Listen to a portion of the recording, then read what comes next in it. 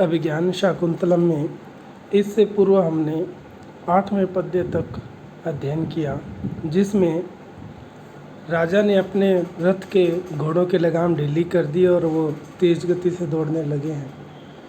उनके रथ की वेग को देख करके राजा कहते हैं कि अब ये जो घोड़े हैं वो इंद्र और सूर्य के घोड़ों से भी तेज़ दौड़ रहे हैं। और तेज़ दौड़ रहे हैं, कैसे दौड़ रहे हैं उसका वर्णन कर रहे हैं। वो हम अगले पद्य में 9 नंबर पद्य में पढ़ देंगे।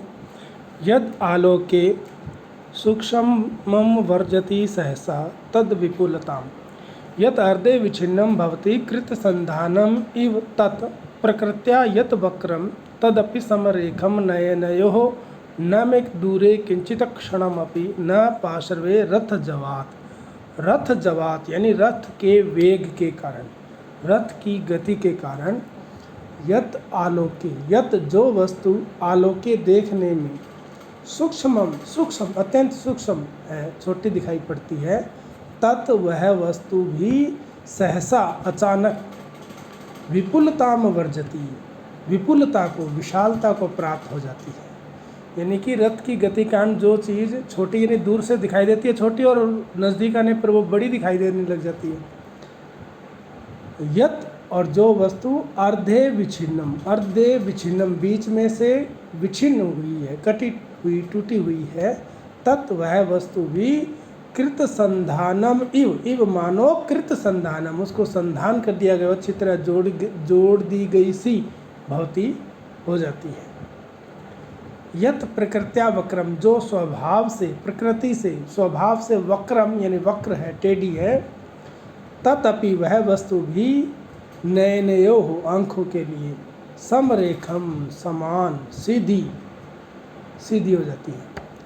क्षणम अपि, क्षण भर के लिए भी, किंचित कोई वस्तु न में दूरे न पार्श्वे, न में दूरे न मुझसे दूर है, न पार्श्वे न मेरे पास ही ठहरती है। क्योंकि इतनी रथ की गति इतनी तेज़ है कि जो दूर है वो पास आ जाती है और पास वाली दूर हो जाती है। तो क्षण भर के लिए कोई भी वस्तु न मुझसे दूर है और न ही पास है। अब जब राजा अपने रथ के घोड़ों को तेज़ दौड़ा रहे हैं, तभी बीच में आश्रम के जो तपस्वी है वो आ जाते हैं और वो कहते हैं कि यह मृग आश्रम का है, इसे आपको नहीं मारना चाहिए। आश्रम मृगोयम न हंतव्य, कि आश्रम का मृग है, इसको आपको नहीं मारना चाहिए, नहीं मारना चाहिए।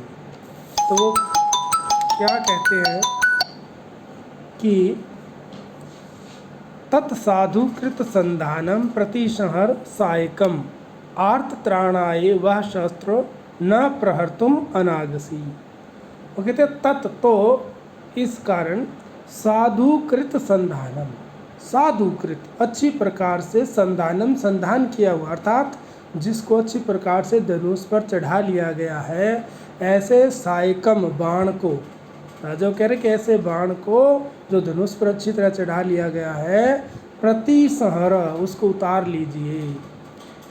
क्यों उतार लीजिए? क्योंकि वह शस्त्रम, कि आपका ये जो शस्त्र है, ये जो बाण है, वो आर्त त्राणाय, आर्त यानी दुखियों की, त्राणाय त्राण अर्थात रक्षा के लिए है, कि आपका ये शस्त्र आर्त त्राणाय पीड़ितों की रक्षा के लिए है। अनागसी, जो अनागसी यानी जो निरपराधी है, उन पर प्रहर्तुम न प्रहार करने के लिए नहीं है।